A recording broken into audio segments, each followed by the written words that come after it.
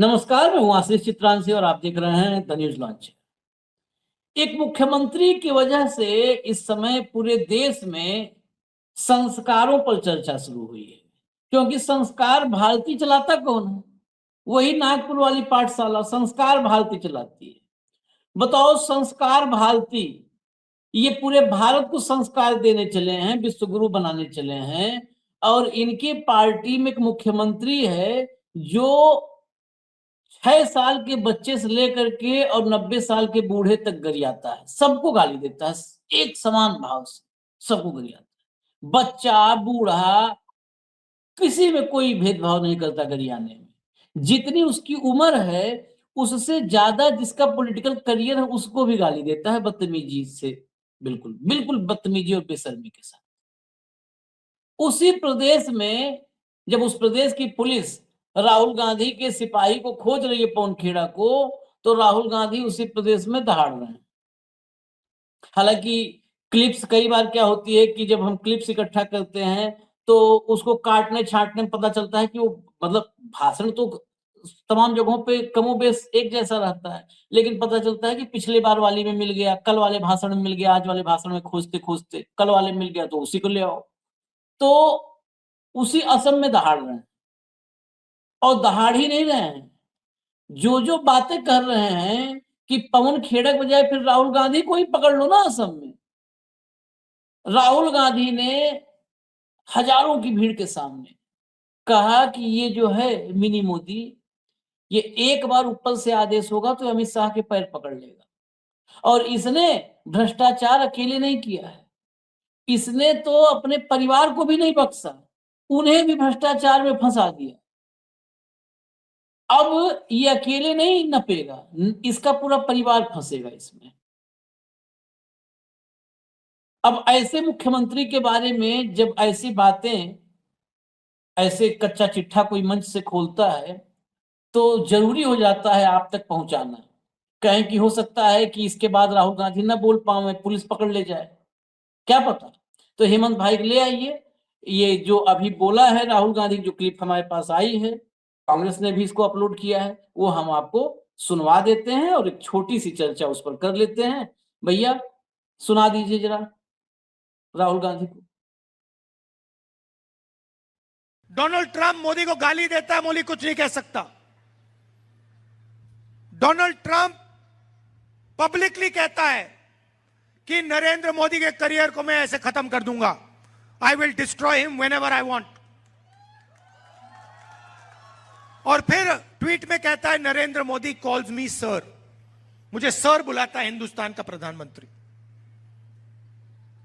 तो चेन समझिए, नरेंद्र मोदी का कंट्रोलर डोनाल्ड ट्रंप। अब इधर आपके मिनी नरेंद्र मोदी बैठे हुए हैं, असम के चीफ मिनिस्टर, जो हिंदुस्तान के सबसे भ्रष्ट करप्ट चीफ मिनिस्टर हैं। पूरी दुनिया जानती है, आप भी जानते हो। इसका कंट्रोल नरेंद्र मोदी अमित शाह के हाथ में है। अगर नरेंद्र मोदी कहे इसको कि भैया जंप मारो तो ये जंप मारेगा। अगर नरेंद्र मोदी इसे कहे कि अमित शाह का पैर पकड़ो, ये अमित शाह के पैर पकड़ेगा। यह सच्चाई है। डोनाल्ड ट्रंप उसको कंट्रोल करता है, प्रधानमंत्री को, और प्रधानमंत्री आपके चीफ मिनिस्टर को कंट्रोल करता है।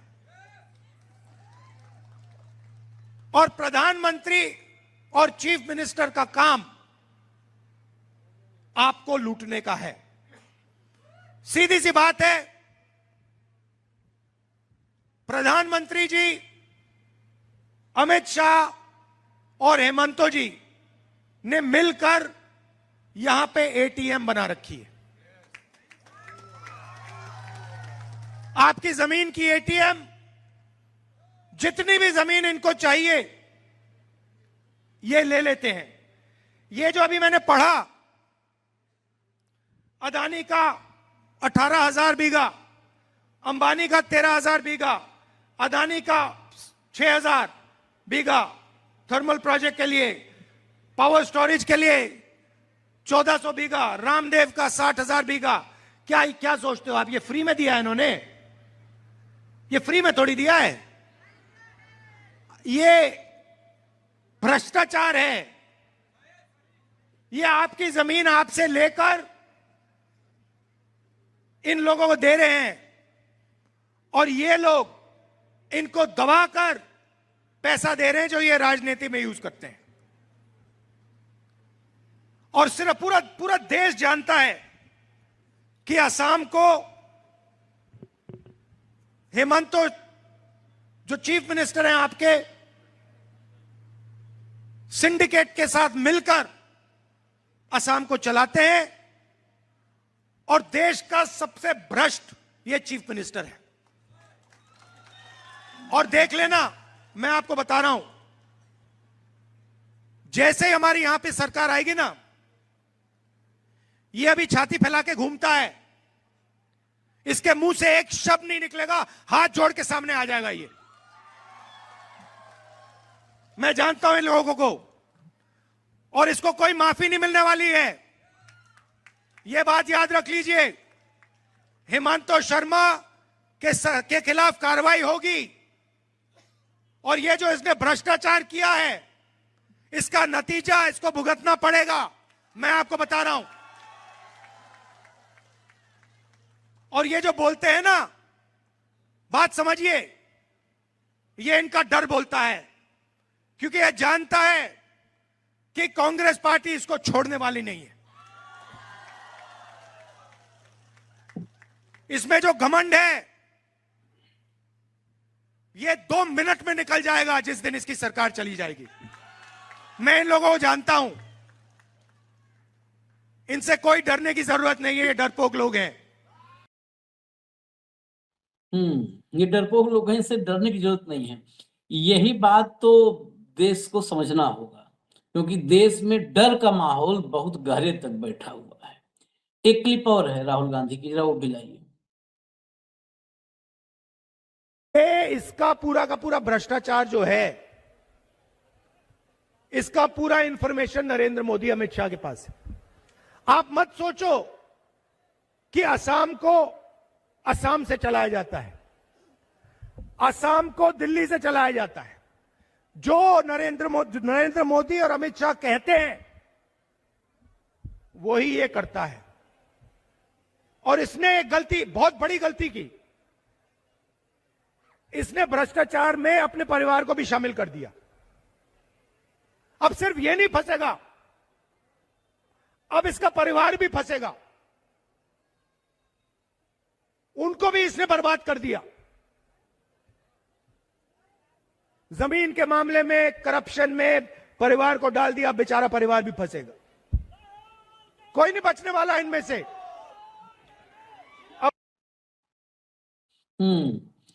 राहुल को सुन लिया आपने। एक और प्रियंका गांधी, भाई बहन दोनों मिशन पर हैं। एक हेडलाइन ही क्लिप सुनाएंगे, टाइम लगेगा, हेडलाइन दिखा दीजिए खाली। प्रियंका का, ये अभी लगी है खबर, प्रियंका का पीएम मोदी पर बड़ा हमला, केरल के सीएम को भी नहीं छोड़ा, कहा दोनों जगह कायल सरकार। अब कायर कौन है? हेमंत भाई बताइए जरा। भ्रष्टाचारी, कायर, डरपोक। आशीष भाई नमस्कार, आपको, सारे दर्शक साथियों को भी। देखिए, एक चीज तो बड़ी तय मान करके चलिए कि हेमंता के खिलाफ कोई भी व्यक्ति बोल रहा है वहां जाकर के, गोगोई से लेकर के, खड़गे साहब से लेकर के, प्रियंका से लेकर के राहुल तक, वो चीज कहीं ना कहीं प्राइमा फेसी चिपकती तो दिख रही है। जिस तरीके से जनता, जो सामने ऑडियंस है, वो उस पर रिएक्ट करती है, उसमें साफ है कि लोगों को इस बात की जानकारी है और वो, उनको पता है कि क्या क्या खेल वहां पर हो रहे हैं। राहुल गांधी ने क्या किया, थोड़ा सा और आगे बढ़ गए पूरे परिवार का, जिस तरीके से, क्योंकि आपको पता है जो पवन खेड़ा ने जो डिटेल्स दी थी, उसके बाद पवन खेड़ा आज फिर अवतरित हुए, वो 8.5 मिनट का एक वीडियो उन्होंने और जारी कर दिया। तो बेसिकली आशीष भाई है क्या कि ये इनका, अब आप देखिए असम की बात करें या कहीं की भी करें, ये इनका स्टैंडर्ड ऑपरेटिंग प्रोसीजर है पूरे देश के स्तर पे। आप ये नहीं कह सकते कि मोदी और शाह का रिमोट केवल असम में चलता है। पूरी भारतीय जनता पार्टी, चाहे वो मिडिल ईस्ट में हो, चाहे किसी भी, सॉरी मिडिल ईस्ट कह रहा हूं, माफ कीजिएगा, नॉर्थ ईस्ट के अंदर हो या भाजपा शासित जितने भी राज्य हैं उनके अंदर, सारे के सारे मुख्यमंत्री, आंख बंद करके मुख्यमंत्रियों के चेहरे और उनके नाम की कल्पना कीजिए। आपको क्या लगता है कि वो किसी चपरासी की बदली कर सकते हैं अपने हिसाब से? प्रदेश को चलाने की तो बात ही छोड़ दीजिए। अडानी को कितनी जमीन देनी है, रामदेव को कितनी देनी है, किसको कितनी देनी है, क्या वो अपने स्तर पर फैसला कर सकते हैं? सब चीजें कहीं और से दिशा से तय होती है, इसमें कोई शक मत मानिएगा। एक पूरा एक इकोसिस्टम डेवलप किया गया है, वो हरियाणा पे भी उतना ही लागू है, वो असम पे भी उतना ही लागू है, मेघालय पे भी है। अरुणाचल का आपने 2 दिन पहले देखा कि सुप्रीम कोर्ट ने आदेश किया, कैसे किया मुझे समझ में नहीं आया, कि सीबीआई की जांच हो, बीजेपी का मुख्यमंत्री है, अपने ही परिवार को सारे ठेके दे दिए। ठीक। तो आज की तारीख में जो परिस्थिति है आशीष भाई, देखिए, आपने एक चीज ऑब्जर्व की, कैंपेन आपने बंगाल का देखा, आपने असम का देखा, आपने केरल का देखा। भारतीय जनता पार्टी ने किसी भी प्रदेश के समसामयिक किसी मुद्दे की चर्चा की, किसी समस्या की चर्चा की, किसी अपनी पॉलिसी की चर्चा की, किसी अपने विजन की चर्चा की कि हम क्या करना चाहते हैं? नहीं, वो केवल एक ही बात की चर्चा करते हैं, मोदी का डंका। ठीक। और जितने भी सवाल है उनको अवॉइड कर जाओ, पूरी दुनिया के स्तर पर डंका बताओ, और बाकी काम कॉमेडियन करेंगे, टीवी दिखाएगा, सारा काम करेंगे। ये उनका स्टैंडर्ड ऑपरेटिंग प्रोसीजर। तो चुनाव तो इन बातों पर नहीं लड़ा जाता। तो चुनाव लड़ने के लिए उन्होंने ज्ञानेश गुप्ता रख लिया, और ज्ञानेश गुप्ता ने क्या किया, एसआईआर के नाम पर हर एक प्रदेश के अंदर अलग अलग तरीके से खेल कर दिया, यानी कि डेटा मैनिपुलेशन का पूरा एक खाका तैयार कर दिया कि वोटिंग पैटर्न चाहे जो हो, सरकार किसकी आएगी, एक्स की या वाई की, जिसको वो चाहे। आपने अभी आंध्रा का देखा था किस तरीके से, वो जो निर्मला सीतारमन के पतिदेव, उन्होंने बताया कि रात को कितने परसेंट कितने बजे वोटें होगी, कैसे होगी। तो नए नए मॉडल निकालते रहते हैं। पहले राजीव अग्रवाल करता था, अब ज्ञानेश गुप्ता करता है। तो भारतीय जनता पार्टी ऐसा क्यों कर पाती है? उसका सिंगल मात्र कारण क्या है कि उनको पता है कि कुछ भी हो जाए, राहुल गांधी कुछ भी बोलते रहे, जनता कुछ भी सोचती रहे, मीडिया और ज्ञानेश ये दोनों उसके साथ है। तो ये दोनों उनके सबसे बड़े सहयोगी हो गए। कोई एसआईआर को लेकर के सुप्रीम कोर्ट में जाएगा, उसको क्या प्रसाद मिलेगा, वो आपने बंगाल के अंदर देख लिया। आज की घटना आशीष भाई छोटी नहीं है, मैं बहुत स्तब्ध हूं। सुबह से मैंने आपसे भी चर्चा की, आपने शो भी कर दिया उस पर, कि तृणमूल कांग्रेस देश की दूसरी सबसे बड़ी विपक्षी पार्टी है संसद के अंदर, और उनको कथित तौर पर चीफ इलेक्शन कमिश्नर कहता है गेट लॉस्ट। और फिर तृणमूल का नाम लिख करके चुनाव आयोग एक ट्वीट करता है। आपने कभी सुना था इतने लंबे कैरियर में? मैंने नहीं सुना। चुनाव आयोग एक संवैधानिक संस्था है, उसका काम है चुनाव कराना, और वो ना किसी के प्रति फेवर है, ना कोई इलविल है। तो अपने सबको ये देखना पड़ेगा कि राहुल गांधी जो कह रहे हैं वो वोट में ट्रांसफर क्यों नहीं होता। बिहार में देखा आपने, हरियाणा में आपने देखा, महाराष्ट्र में देखा, मध्य प्रदेश में देखा, दिल्ली में देखा, क्या ग्राउंड रियलिटी होती है, रिजल्ट क्या आते हैं। तो इन्होंने उसको अपना हथियार बना लिया है। हेमंता बिश्वा शर्मा जो चाहे करे, मुख्यमंत्री कोई हो, कोई फर्क ही नहीं पड़ता, भारतीय जनता पार्टी का कमल का निशान होना चाहिए, बात खत्म, बाकी व्यवस्था कर दी गई। वोट कटेंगे बड़े पैमाने पे, टारगेटेड वोट कटेंगे, ट्रेनें जाएंगी, दूसरे राज्यों के वोटर जाएंगे, किसी अदालत में चले जाइए, कोई अपील दलील का कोई खाना नहीं है। ठीक। इसलिए मैं आपको ये कहता हूं कि ये जो परिस्थिति है, ये देश के लोगों को समझनी पड़ेगी। पिछले चुनाव में भाजपा का और तृणमूल का, अपने क्या नाम है, बंगाल के अंदर कितना वोट का डिफरेंस था, 60 लाख के आसपास। ठीक। 91 लाख वोट काट दिए, जाइए आप क्या करेंगे। विधानसभा के अंदर 60 लाख का गैप था, उसमें से 91 काट दिए। लोकसभा के अंदर 40 पॉइंट कुछ लाख का था, 91 लाख काट दिए। जब आपके पास परमानेंट सूची नहीं है वोटर्स की, तो पिछली सूची के आधार पर वोट होना चाहिए। तो मैं नहीं कह रहा, एसवाई कुरैशी साहब कह रहे हैं, रेगुलर सूची है नहीं और पुरानी को मानते नहीं, तो जिनके नाम कट गए वो कट गए। इस देश के संविधान में हर व्यक्ति, अगर एक भी आदमी का वोट मिस होता है तो पूरा सिस्टम जिम्मेदार है। 90 लाख वोट बंगाल से गायब हो गए, चीफ जस्टिस से लेकर किसी को कोई परवाह ही नहीं। एक भाई साहब कहते हैं सुप्रीम कोर्ट में बैठे, माई लॉर्ड, सॉरी माफ कीजिएगा मैंने भाई साहब कह दिया, माई लॉर्ड, दुनिया के सबसे बड़े न्यायविद, वो कहते हैं कोई बात नहीं, इस बार वोट नहीं डाल पाए, अगली बार डाल देंगे, क्या खास बात। बागची साहब, तो इस पूरे देश के सिस्टम को अपने को देखना पड़ेगा कि जो राजनीतिक तकरीर हो रही है, चाहे वो राहुल गांधी कह रहे हैं, चाहे मोदी जी कह रहे हैं, क्या उसके ऊपर वोट पड़ रहा है? वो सारी व्यवस्था ठप कर दी गई। कहते रहो आप कुछ भी, असम में कुछ भी होता रहे, हरियाणा में आपने देखा भाजपा का नाम लेवा नहीं था, फिर 5 साल के लिए आ गई। दिल्ली में देखा आपने, मध्य प्रदेश में देखा आपने, महाराष्ट्र के अंदर देखा आपने, बिहार के अंदर देखा आपने, अब यहां देख लीजिएगा। चुनाव लड़ने का तरीका ही बदल दिया। आपके विरोधी हर एक बूथ पे केवल क्या करना, 100 वोट काटने, काम तो बाकी तो हो ही जाएगा। सिंपल डेटा मैनिपुलेशन का खेल है। तो जब इस पे चुनाव हो रहे हैं तो मुद्दे कहां बचेंगे? इसीलिए वो कुछ भी बोलते हैं। 2047 में विश्व गुरु बना देंगे, उससे पहले कोई चर्चा मत कीजिए। Post dated cheque. संसद के चुनाव चल रहे 5 राज्यों के, विधानसभा के, पार्लियामेंट का सेशन बुला लेंगे। उन राज्यों के सांसद क्या करेंगे? वो प्रचार करेंगे या आएंगे? कोई पूछताछ नहीं, कोई वाली वारिस नहीं, कोई सवाल नहीं। कॉमेडियंस पूछ लाएंगे, डंका बजाएंगे। आज मैं देख रहा था सुबह सुबह कि चुनाव आयोग ने एग्जिट पोल्स और ओपिनियन पोल्स पे बैन लगा दिया है। आज सुबह की खबर थी। थोड़ी देर पहले एक कॉमेडियन अखबार खोला मैंने ऑनलाइन, तो कहते हैं कि जो बीजेपी को सीट मिलेंगी 90 से ऊपर असम के अंदर। वो कहां से आई? फिर मैंने उस खबर को खोल के देखा। 4 नकली एक्सपर्ट बना करके आशीष चित्रांशी बोले ये, हेमंत अत्री बोला ये, 80 से 90 सीट बीजेपी की आएंगी, अलायंस की। कांग्रेस की 15 से 20 सीट आएंगी। कर दिया परिणाम। जाइए आप ओपिनियन पोल रखते रहिए अपने जो कुछ करना है। तो चुनाव लड़ने का आशीष भाई पैटर्न बदल दिया। और जो आपने उत्तर कोरिया का परिणाम अभी देखा था ना अभी उत्तर कोरिया का परिणाम, उस लाइन पे धीरे धीरे आप बढ़ गए। इसलिए जो भी तकरीर आप करते हैं, जो भी आप मुद्दे उठाते हैं, ना तो उनको मीडिया में स्पेस मिलना, और लोगों की वोट लिस्ट इस तरीके से मैनिपुलेट कर दी गई है कि जो विरोधी है उनको वोट डालने का अधिकार ही नहीं बचेगा। चाहे वो माइनॉरिटी है, चाहे वो टारगेटेड दूसरे लोग हैं, चाहे वो कास्ट के बेस पे है, कम्युनिटी के बेस पे, रीजन के बेस पे, किसी भी चीज पे। तो वैसी सूरत में पहले वोटर सरकार का इलेक्शन करता था। अब थोड़ा सा मोदी जी नया भारत बनाया तो सरकार वोटर का सिलेक्शन करने लगी। इलेक्शन और सिलेक्शन का जो भेद था उसको खत्म करने की प्रक्रिया मोदी का नया भारत है। इसमें आप कुछ भी कहते रहिए। जो आप हेमंत बिस्वा के लिए कह रहे, वो नायब सिंह सैनी के लिए कह लो, कोई दिक्कत नहीं।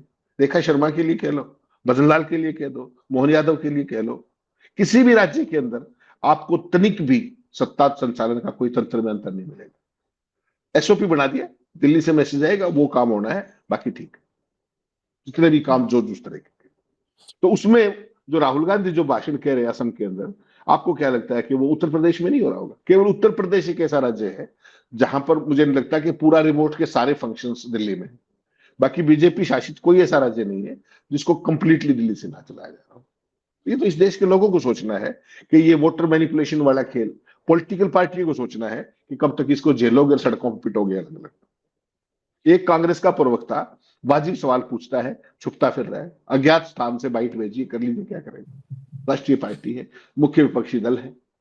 खड़गे साहब, आपने जिक्र किया, खड़गे साहब जो आपके पिताजी की उम्र के, उसके बारे में मुख्यमंत्री कुछ भी बोल देता है, कुछ भी। राहुल गांधी भी पागल है, विपक्ष का नेता। खेड़ा का मैं पेड़ा बना दूंगा, गाली गाल गलौज करना और करना, ये बिल्कुल सामान्य हो गया है, बिल्कुल सामान्य। जो मुंह में आ जाए वही कह दो, कोई पूछने वाला नहीं। तो ये चाल चरित्र और चेहरा आपका। यही भाजपा थी 2004 के आसपास भी चुनाव लड़ा करती, यही भाजपा है अब चुनाव लड़ती है 2014 के बाद। तो पूरा मोदी जी ने नया भारत का तो मुझे पता नहीं, नई भाजपा, नया संघ, नई ट्रोल सेना, नई आईटी सेल, नए गालीबाज, वो उनके अंतरराष्ट्रीय स्तर से भी ऊपर के हैं, ये कहने में मुझे कोई गिरे। कुल मिला के लक्ष्य एक का है, चुनाव जीतना है। वो चुनाव जीतने के लिए कैसे भी जीतना हो, किसी भी तरीके से जीतना हो। और अब तो सारा का सारा सिस्टम ही पूरा मजबूत हो गया है। ये न्यू नॉर्मल है, सिस्टम इतना मजबूत हो गया, न्यू नॉर्मल है। चुनाव जीतना ही न्यू नॉर्मल है। तो कहते हैं न्यू नॉर्मल, तो चुनाव जीतना ही न्यू नॉर्मल है। अगर चुनाव हार गए तब समझो अब नॉर्मल है, तब तो अब नॉर्मल हो जाएगा। तो अच्छा है चुनाव जीतते रहे, न्यू नॉर्मल रहे। अब नॉर्मल हो जाएगा तो बहुत लोग खतरे में आ जाएंगे, तो अब नॉर्मल ना हो। अब बंगाल है, अब देख लीजिएगा, बंगाल में भी, असम में तो अभी बना ही रहे हैं 90-100 जितना पहुंचा दें। अभी बंगाल में मैंने आज वहां पर ग्राउंड पर जो हैं एक प्रोफेसर, वो जुड़ी थी हमारे साथ। उन्होंने अभी भी वो वहां पे दावा कर रही है, कह रही है कि बीजेपी जितना सोच रही है हवा हो जाएगा, क्योंकि बंगाल अलग स्टेट है। हमने कहा, हम कहे हरियाणा में भी ये मैं सुना था, महाराष्ट्र में भी सुना था। हरियाणा के हमारे साथी कहे हरियाणा अलग मिजाज का है। फिर महाराष्ट्र में हमने सुना तो महाराष्ट्र में कहा लोगों अलग मिजाज का है। बिहार में कहा बिहार है ये उड़ती चिड़िया हल्दी लगाता है। वहां भी हल्दी उल्दी सब लग गया है। सारा हल्दी संगीत सब समारोह करवा दिया मोदी ने और आशीष भाई, ज्ञानेश कुमार। मैं जो आपको बता रहा था ना, आप थोड़ी सी कल्पना कीजिए, पुदुचेरी तो एक यूनियन टेरिटरी टाइप की चीज है, कितनी छोटी सी हाँ, जगह है। एसआईआर करवा दी वहां पर, SIR से पहले वहां पे 10,22,000 वोट थे, SIR के बाद 9,44,000 रह गए, 1,19,000 वोट पुदुचेरी में काट दिए, यानी कि 11.67% वोट। मेरा केवल आपसे सवाल ये है, 11.67% वोट आपने असेंबली में काट दिए, वो वोटर गैर कानूनी थे मान लो आप, तो उन वोटरों ने जो मोदी के चुनाव में, लोकसभा के चुनाव में वोट डाला था, वो चुनाव कैसे वैलिड हो गया फिर? वही बात, किससे बात करोगे आप, किससे तर्क सुनेगा कौन? सिर्फ मतदाता नहीं चुन रहे हैं मोदी जी। देखिए जो कहा आपने, न्यू नॉर्मल बताया था ना कि पहले मतदाता सरकार चुनते थे, अब सरकार मतदाता चुन रही है। पूरा पूरा का पूरा पलट दिया है। वो आपको याद होगा ना, सिक्का ऐसे माथे पे मारा था, जादू दिखाया था, फिर सिक्का ऐसे गिरा दिया था। वैसे ही हेड टेल करके जादू किया, मोदी ने जादू किया, पूरा सिस्टम बदल दिया। मतदाता सरकार चुनती है, लाभार्थी भी सरकार चुनती है। पहले लाभार्थी चुनने का, छांटने बीनने का अधिकार सरकार के पास नहीं था, अब लाभार्थी भी सरकार चुनती है। ये मनरेगा में जो चेंज किया गया, ये क्या है? ये यही तो है कि लाभार्थी कौन होगा कौन नहीं होगा सरकार चुनेगी। यही दिल्ली से तय हो जाएगा कि यहाँ पर ये छापना है, यहाँ पे दे दो बजट मनरेगा, यहाँ पे छोड़ो इन सबको। ये जो चुनने का सिस्टम शुरू हुआ कि मतदाता चुन लो, लाभार्थी चुन लो, वो आप देखिए छन छन करके वो चीज भाजपा के विधायकों सांसदों में पहुंची है। कई विधायकों सांसद को आपने सुना होगा ये बोलते हुए, तुम वोट नहीं दिए हम तुमको, तुम्हारा काम नहीं करेंगे। बदतमीजी करते हुए मतदाताओं से, मतदाता से बदतमीजी करते कभी नेता नहीं सुना होगा आपने। नेता नेता से बदतमीजी कर लेगा, अपराधी से बदतमीजी कर लेगा, पुलिस से बदतमीजी कर लेगा, अफसर से बदतमीजी कर लेगा, मतदाताओं से नहीं करते थे, क्योंकि उन्हीं को तो मूर्ख बना करके चुनाव जीतना होता था। अब मतदाता से बदतमीजी करने लगे, वोट हमको दिए थे, नहीं दिए थे, तो काम के लिए कैसे आगे निकले यहाँ से? आशीष भाई, एक छोटा सा चीज और सामने आई है अभी भी, जब आपसे बात करो, मैंने भेज भी दिया, दिखा दीजिएगा दर्शकों को। आज टेलीग्राफ ने स्टेट वाइज ब्रेकअप जारी किया है, जो टेलीग्राफ ने जो जारी किया है कि हर एक स्टेट के अंदर क्या किया। तो तमिलनाडु के अंदर वोटर जो थे, चुनाव SIR से पहले 6,41,00,000 थे, सोचिए आप। अब कितने हैं? अब है 5,67,00,000, यानी कि 1,02,00,000 वोटर हटा दिए, और परसेंटेज क्या है? 15.85%। ये सारे लोग लोकसभा चुनाव में ठीक वोटर थे, अब ये अवैध हो गए। केरला के अंदर ये चुनाव शुरू होने से पहले 2.79 करोड़ वोटर थे, अब जो है इसका क्या नाम है, number of voters after SIR 2.7 crore, voters remove 24.62 lakh, 8.84% vote काट दिए। ये सारी स्टेट्स का जो अभी तक हुआ है वो मैंने आपके सामने दिया है।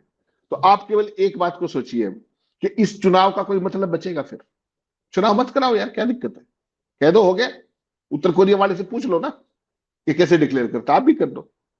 ये सारा डकोसला, और चीफ इलेक्शन कमिश्नर का एक रूलिंग पार्टी स्टेट की, उसके बारे में ये कहना कि कथित तौर पे कि गेट लॉस्ट, और उसको रेलिश करना, और मीडिया द्वारा उस पर सवाल ना पूछे जाना, इसको आप क्या कहते हो? ये पूरे की पूरी लोकतंत्र का जो बनाया था वो बना दिया गया है, लोकतंत्र का हलवा करके, और भाजपा की प्लेट में थमा दिया गया सारे का सारा। बाकी अपने पछताते रहो, जो करना आपको करते रहो, उनको कोई बहुत फर्क पड़ता नहीं। चलिए इजाजत दीजिए, मीडिया का सवाल पूछेगी। मीडिया ने हेडलाइन लगाई सुबह 11 बजे, CC बोले दफा हो जाओ। बताइए, हेडलाइन सवाल पूछना चाहिए था, दिन भर डिबेट होना चाहिए था कि कोई भी अफसर, जनप्रतिनिधि, यही डेमोक्रेसी के पहले स्ट्रक्चर को समझना जरूरी है। डेमोक्रेसी बुनी कैसे जाती है। कोई अफसर, नेता, मैं आज भी कहता हूं, नेता करप्ट हो सकता है, नेता सब हो सकता है, लेकिन नेता जनप्रतिनिधि है जब वो चुनाव जीता है। कोई अफसर जनप्रतिनिधि को कहे गेट लॉस्ट, ये लोकशाही में चलता ही नहीं। दूसरी चीज, चुनाव आयोग, ये संवैधानिक संस्था का काम क्या है? ये चुनावी प्रक्रिया, ये बेसिकली कह सकते हैं कि राजनीतिक, सभी देश के सभी राजनीतिक दलों के संरक्षण का काम होता है। यहाँ पर किसी के मन में कोई डाउट हो, शंका हो, संदेह हो, दिक्कत हो, परेशानी हो, चुनाव आयोग जाता है कि ऐसा ऐसा है, इसको देखिए जरा, वो करिए। ये चुनाव आयोग लठैत बन के बैठा है, गेट लॉस्ट कर रहा है। गेट लॉस्ट मतलब कई बार तो मुझे लगता है कि जो है, ये मोदी और शाह से ज्यादा अहंकार तो इन सब में आ गया है। है। इनको लगता है कि इनका कुछ नहीं हो पाएगा। उन्हीं की एक्सटेंशन है ना, जो वहां देखते हैं वो यहाँ करते हैं, बात ही खत्म हो गई। वो अपनी संवैधानिक मर्यादा तो भूल गए ना। चुनाव आयोग इज नॉट ए पार्टी, चुनाव आयोग इज ए रेफरी। चुनाव आयोग कैसे किसी को गेट लॉस्ट कह सकता है, दफा हो जाओ कैसे कह सकता है? चुनाव आयोग तो रेफरी है, उसके पास तो सब तरह की शिकायतें आएंगी। आप सुन लीजिए, जो फैसला करना है कर लीजिए। गेट लॉस्ट कहने का मतलब समझिए ना कि वो भाजपा के ओपनर हैं, उनकी पारी की शुरुआत वो करते हैं। वही ओपनर है। और आजकल तो आईपीएल में एक आया है ना, वो जो है एक प्लेयर चेंज भी किया जाता है, इम्पैक्ट प्लेयर। इम्पैक्ट प्लेयर की मैच फंस जाए अगर, तो लगे कि अब हम बैटिंग, एक बैट्समैन की जरूरत है, तो आप प्लेइंग 11 में एक अपना प्लेयर हटा करके अपने ही प्लेयर को चेंज करके बैट्समैन ले आओ। तो ओपनर तो है, इम्पैक्ट प्लेयर की भूमिका में है। इम्पैक्ट प्लेयर की मतलब जहां इस्तेमाल करना चाहो वहीं कर लो, वहीं पे आ जाता है ये इम्पैक्ट प्लेयर। तुरंत बुलाओ, तुरंत बैटिंग करने लगेगा। फंसे, एसआईआर हो रहा है, फंस गए, बुला लो, माइक्रो ऑब्जर्वर बुलाओ, फंस गए, चलो फिर से सुप्रीम कोर्ट में लगाओ, हलफनामा लगाओ कि राजनीति हो रही है। फंस गए, जो है वो एक नया उसमें फॉर्मूला ले आओ, फॉर्म 6 जमा करवा लो। इम्पैक्ट प्लेयर है, जहां मन करे इसको इस्तेमाल कर लो, जैसे मन करे। जब फंसे भाजपा, तुरंत बुला लो, आओ तुम बैटिंग करो। खैर, इजाजत दीजिए, मुख्य दर्शक बनकर मौज लीजिए न्यू नॉर्मल का, और क्या कर सकते हैं इसके अलावा। इजाजत दीजिए हमें। धन्यवाद हेमंत भाई, बहुत बहुत धन्यवाद, नमस्कार।